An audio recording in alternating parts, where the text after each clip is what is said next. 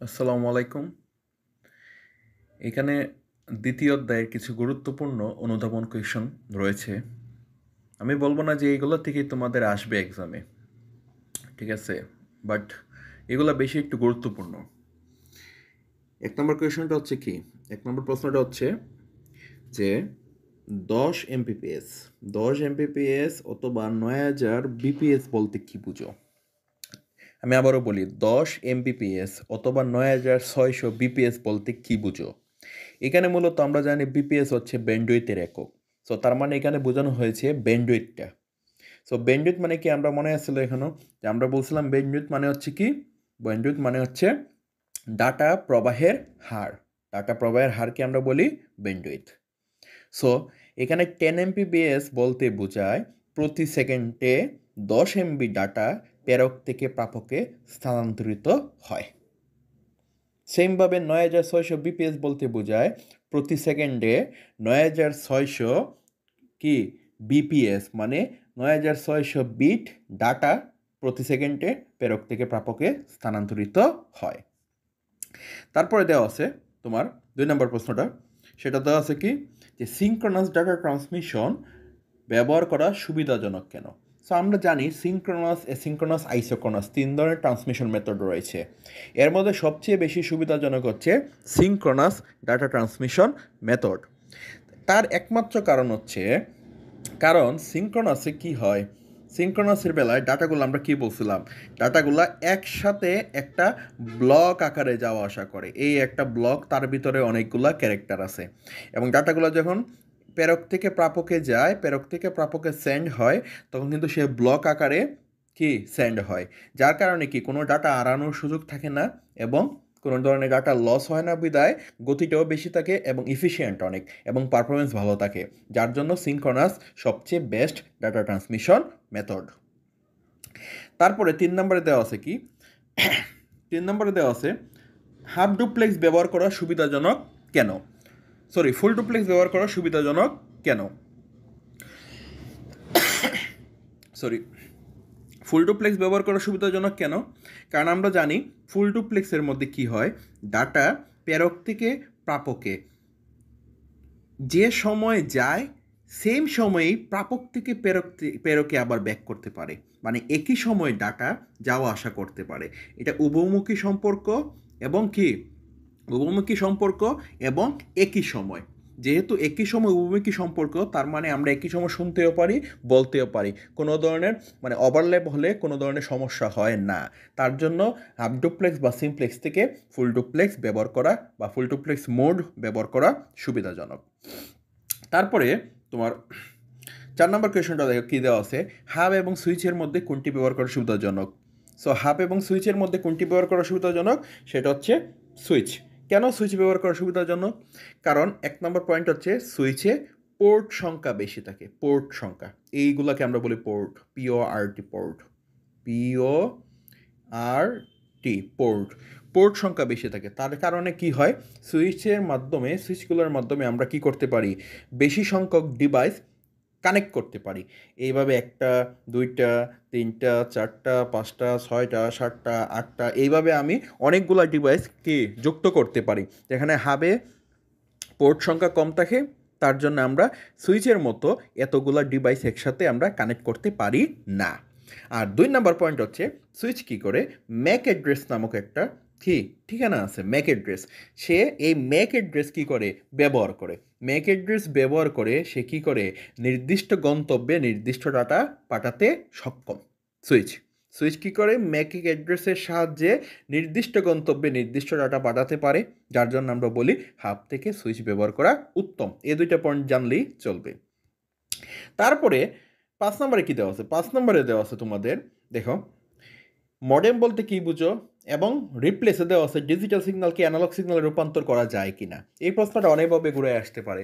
যেমন মডেম বলতে কী বুঝো, বা মডুলেশন বলতে কী বুঝো, বা ডিমডুলেশন বলতে কী বুঝো, অথবা বলতে পারে ডিজিটাল সিগন্যালকে অ্যানালগ সিগন্যালে বা অ্যানালগ সিগন্যালকে ডিজিটাল সিগন্যালে রূপান্তর করা সম্ভব কি না। হ্যাঁ, সম্ভব। যে কোনো সিগন্যালকে digital to analog, analog to digital রূপান্তর করা সম্ভব, এবং তা সম্ভব হয়েছে কার সাহায্যে? মডেমের সাহায্যে। কার সাহায্যে? এই মডেমের সাহায্যে। সো মডেমের মাধ্যমে আমরা এই কাজটা করতে পারি। আমরা জানি মডেমের এমও সমান মডুলেশন, আর ড্যাম সমান হচ্ছে ডিমডুলেশন। সো এই মডুলেশন বলতে আসলে কি? মডুলেশন মানে হচ্ছে কি, ডিজিটাল সিগন্যালকে অ্যানালগ সিগন্যালে রূপান্তর করাকে বলি আমরা কি? মডুলেশন। ডিজিটাল সিগন্যালকে কিসে নিব? অ্যানালগ সিগন্যালে রূপান্তর করাকে বলা হয় মডুলেশন। এবং ড্যাম মানে হচ্ছে কি? ড্যাম মানে হচ্ছে ডিমডুলেশন, যার মাধ্যমে আমরা কি করতে পারি? অ্যানালগ সিগন্যালকে ডিজিটাল সিগন্যালে রূপান্তর করতে পারি। অ্যানালগ সিগন্যালকে ডিজিটাল সিগন্যালে রূপান্তর করতে পারি। তার মানে যেহেতু আমরা ডিমডুলেশনের মাধ্যমে digital to analog, analog to digital করতে পারি, সেহেতু হ্যাঁ, ডিজিটাল সিগন্যালকে অ্যানালগ সিগন্যালে রূপান্তর করা সম্ভব। কার সাহায্যে? মডেমের সাহায্যে। এই বর্ণনাটুকু লিখলেও মডেম কি কাকে বলে হয়ে যাবে। কারণ মডেম বলতে একটা ইলেকট্রনিক ডিভাইস, ঠিক আছে, যেটা কি করতে পারে? মডুলেশন এবং ডিমডুলেশনের মাধ্যমে সিগন্যালগুলোকে রূপান্তরিত করতে পারে। সবচেয়ে গুরুত্বপূর্ণ প্রশ্ন হচ্ছে আপনাদের জন্য এই 6 নাম্বারটা অনেকগুলা পার্ট নিয়ে আমি দিয়েছি, না অনেকগুলা পার্ট। অপটিক্যাল ফাইবার, মেন পয়েন্টটার নাম হচ্ছে অপটিক্যাল ফাইবার। অপটিক্যাল ফাইবারের সাথে আরও 5টা লাইন আমি যুক্ত করছি। একটা হচ্ছে নন মেটালিক কেবল, তারপরে 2 নাম্বারটা হচ্ছে কি? ইএমআই প্রভাবমুক্ত, 3 নাম্বার হচ্ছে সাবমেরিন কেবল, 4 নাম্বার হচ্ছে কাচের তৈরি কেবল, এবং 5 নাম্বার হচ্ছে পূর্ণ অভ্যন্তরীণ প্রতিফলন বা দামে বেশি অথবা আলোর গতিতে। তো 5টার পিছিয়ে কারণটা কি একটু বলি। কারণটা হচ্ছে অপটিক্যাল ফাইবার সবার প্রথম একটা নন মেটালিক কেবল। কেন নন মেটালিক কেবল? কারণ অপটিক্যাল ফাইবার কাচের তৈরি। যেহেতু কাচ বা প্লাস্টিকের তৈরি, সেহেতু এখানে কোনো ধরনের দাতব্য পদার্থ নেই। এখানে কোনো ধরনের দাতব্য পদার্থ নেই, যার জন্য অপটিক্যাল ফাইবার হচ্ছে একটি নন মেটালিক কেবল। 2 নাম্বার একটা হচ্ছে ইএমআই প্রভাবমুক্ত। কেন? ঠিক আছে, ইএমআই প্রভাবমুক্ত কেন? ইএমআই মানে কি? ইলেকট্রিক্যাল কি? মেকানিক্যাল ইন্টারফারেন্স, ম্যাগনেটিক ইন্টারফারেন্স, ঠিক আছে, ইলেকট্রনিক ম্যাগনেটিক ইন্টারফারেন্স।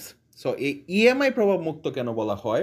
কারণ যেহেতু অপটিক্যাল ফাইবার কাচের তৈরি, সেহেতু এখানে কোনো ধরনের ধাতব পদার্থ নেই, তার জন্য এইটা মূলত ইএমআই প্রভাবমুক্ত হয়ে থাকে। 3 নম্বরে বলছি সাবমেরিন কেবল। সাবমেরিন কেবল কেন? কারণ অপটিক্যাল ফাইবারের মাধ্যমে আমরা কি করতে পারি? অপটিক্যাল ফাইবারের মাধ্যমে আমরা সমুদ্রের তলদেশ দিয়ে কী করতে পারি? আমরা ইন্টারনেট সেবা এই যে পেয়ে থাকি, এই যে ইন্টারনেটগুলো আমরা নিয়ে আসি। সো যেহেতু সাবমেরিনে এই কেবল ব্যবহৃত হয়, সেহেতু তাকে বলা হয় সাবমেরিন কেবল। তাছাড়া অপটিক্যাল ফাইবার কাচের তৈরি কেবল আমরা জানি, এটা প্লাস্টিক এবং কাচ দ্বারা তৈরি। এবং লাস্ট ওয়ান হচ্ছে আলোর গতিতে পূর্ণ অভ্যন্তরীণ প্রতিফলন, দামে বেশি। মনে রাখবো, অপটিক্যাল ফাইবার সবসময় আলোর গতিতে ডাটা স্থানান্তর করে এবং পূর্ণ অভ্যন্তরীণ প্রতিফলনের মাধ্যমে ডাটা স্থানান্তরিত করে এইভাবে, এবং দামে অনেক বেশি। সো তোমাকে যদি এক্সামে বলে নন মেটালিক কেবল বলতে কি বুঝো, ব্যাখ্যা করো, সেটা হচ্ছে অপটিক্যাল ফাইবার। একই ব্যাখ্যা দিবা। ইএমআই প্রভাবমুক্ত কেবল বলতে কি বুঝো, বা কোন কেবল ইএমআই প্রভাবমুক্ত, বা একমাত্র কেবল কোনটি যে ইএমআই প্রভাবমুক্ত, সেটা হচ্ছে অপটিক্যাল ফাইবার। সেমভাবে ব্যাখ্যা দিবা। সাবমেরিন কেবল কোনটি, সেটা হচ্ছে অপটিক্যাল ফাইবার। কাচের তৈরি কেবল কোনটি, সেটাও অপটিক্যাল ফাইবার। এবং আলোর গতিতে বা পূর্ণ অভ্যন্তরীণ প্রতিফলনের সাহায্যে কে ডাটা স্থানান্তর করে, সেটাও হচ্ছে অপটিক্যাল ফাইবার। এবং দামে বেশি উচ্চ গতি সম্পন্ন কেবল কোনটি, সেটা হচ্ছে অপটিক্যাল ফাইবার। সো এই 6টা হচ্ছে তোমাদের জন্য বেশি গুরুত্বপূর্ণ প্রশ্ন। তাছাড়া বাইর থেকে আরও অনেক প্রশ্নগুলো আছে, যেমন ক্লাউড কম্পিউটিং থেকে অনেক সময় অনুধাবন কোয়েশন আসে। ক্লাউড কম্পিউটিং থেকে অনুধাবন কোয়েশন আসে। তারপরে তোমার কি আরে কি এভাবে তোমাকে বলতে পারে যে ডাটা ট্রান্সমিশন মোড বলতে কী বুঝো, কিংবা আপডুপ্লেক্স বলতে কী বুঝো, ঠিক আছে। এইভাবে 2 মার্কের জন্য কোয়েশন আসতেই পারে। সো আপডুপ্লেক্স ফুলডুপ্লেক্স কী বলছে, বা ক্লাউড কম্পিউটিং বলতে কী বুঝো, এগুলো তোমরা বড় কোয়েশনের জন্য 3 মার্ক অথবা 4 মার্কের জন্য তোমরা অলরেডি কি পড়ছো এইগুলো। সো এইখান থেকে তোমরা বর্ণনা দিতে পারবা। সো এই শর্টে আমি দিলাম, কারণ এইগুলো ঘুরে টুরে দেখা যায় এইগুলোর ভিতর থেকেই কোয়েশন, 1-2টা কোয়েশন থাকে অনুধাবন, যেহেতু 2টা সৃজনশীল আসে এই অধ্যায় থেকে, ঠিক আছে। সো এগুলো প্র্যাকটিস করবা। আর নেক্সটে আরও অন্য অধ্যায় নিয়ে আসবো, অন্য অধ্যায়ের ভিডিও নিয়ে আসতেছি সামনে। সবাই ভালো থাকবা।